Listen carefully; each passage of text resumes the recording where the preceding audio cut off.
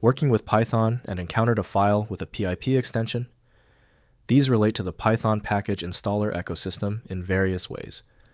I'm Evan Brooks, Certified Support Engineer, and I'll explain what PIP files are and how to use them in your Python development workflow. The easiest fixes come first, but I want you ready for the ultimate solution, the magic utility that specializes in the PIP format. Details below. Details. A .pip file is associated with the Python package installer, a standard tool for installing and managing software packages written in Python. Users encounter this when managing dependencies for Python projects, often using the command line interface to install libraries from the Python package index, PyPI. The PIP file itself is not a standard format users interact with directly. Rather, PIP is the command line tool.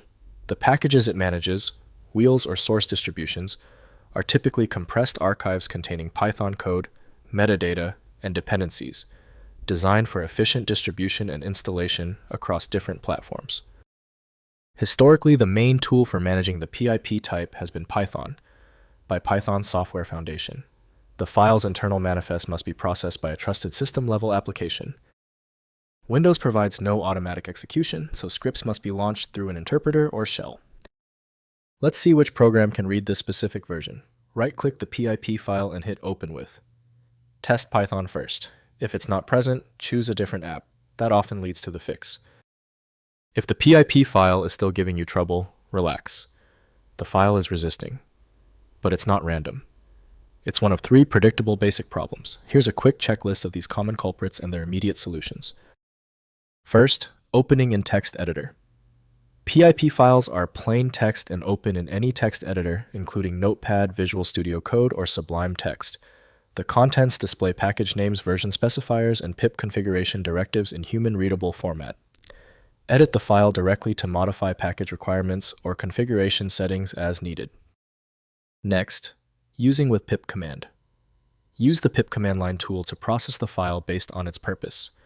Run pip install .r filename.pip to install all packages listed in a requirement style file. For configuration files, pip automatically reads from standard locations including pip.conf and pip.ini, affecting all subsequent pip operations. Finally, managing Python environments. Combine PIP files with virtual environments using Python mvenv to isolate project dependencies. Activate the environment, then run pip install with the requirements file.